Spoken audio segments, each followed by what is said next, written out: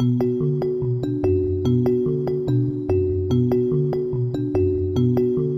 importante a gente entender que historicamente se constrói a ideia, né,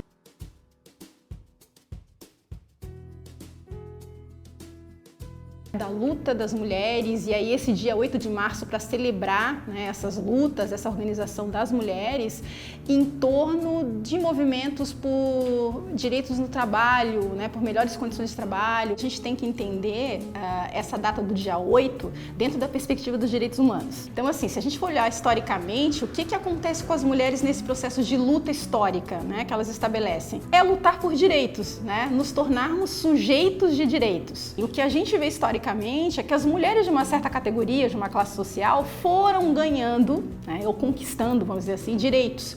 Mas outras mulheres, né, nas suas identidades, nas suas diferenças identitárias, foram ficando ainda relegadas. Então é uma luta ainda constante por conquista de direitos. O dia é cada vez mais necessário do que nunca.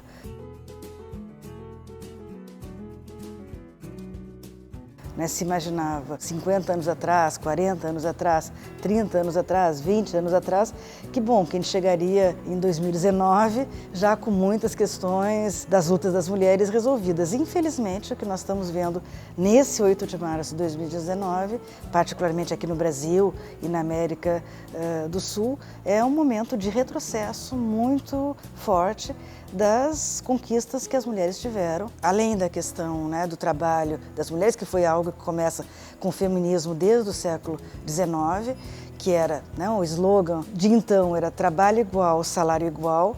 Até hoje as mulheres trabalham tanto quanto os homens e não têm o mesmo salário. Então essa é uma luta que já passou do século XIX, já estamos no século XXI e ela continua. Pensar a contemporaneidade do 8 de março é pensar que ela tem uma história, que ela tem uma trajetória.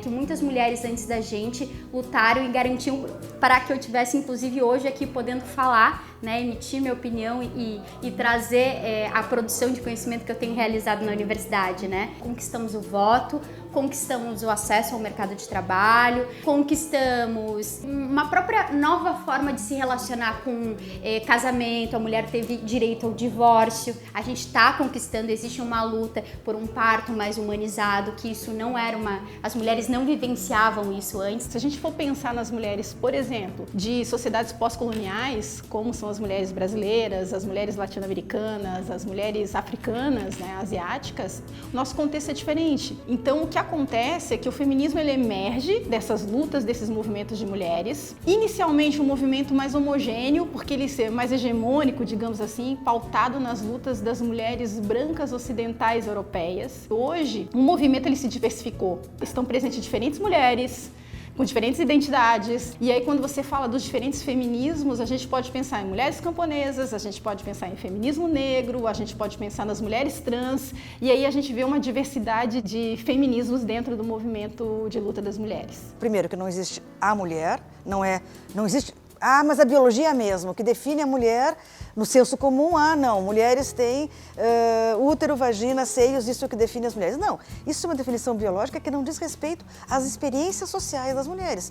As mulheres são múltiplas porque a cada momento da nossa vida, questão geracional, ela vai nos transformar, mas também os lugares sociais que a gente ocupa nos colocam de posição diferente. Nós não podemos pensar que existe uma só mulher. Existem múltiplas mulheres, existem múltiplos feminismos que vão estar em luta por diferentes demandas urgentes. As demandas feministas elas são muito ligadas com a nossa experiência de vida, com a nossa experiência corporal, com a nossa experiência afetiva. Portanto, os feminismos eles são plurais porque as mulheres vão estar em luta das questões que dizem respeito a elas mais profundamente naquele momento da sua vida.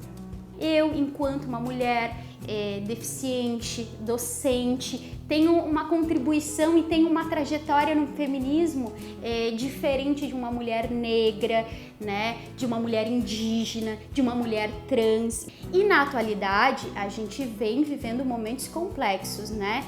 Falar de gênero, de sexualidade, de feminismo em espaços de educação tem sido um grande tabu, né? Embora tudo isso não seja uma invenção das mulheres, né? Seja fruto fruto de muita produção de conhecimento, de muita pesquisa, em que se viu que havia uma disparidade entre homens e mulheres e que precisava isso ser pensado pela ciência, na política, enfim. As relações homem-mulher, as questões que envolvem as mulheres são questões políticas, porque elas envolvem relações desiguais de poder, elas envolvem hierarquias. Portanto, sempre que a gente for trabalhar nesse campo, é impossível ser um campo sem uma consciência política que visa a transformação de relações de desigualdade. Então, o nosso trabalho aqui na universidade é esse justamente de refletir, de estudar, de fazer pesquisas. Nós temos alunas de graduação, de mestrado, doutorado, pós-doutorado, ministramos disciplinas de gênero em inúmeros cursos de graduação e pós-graduação. Nosso compromisso teórico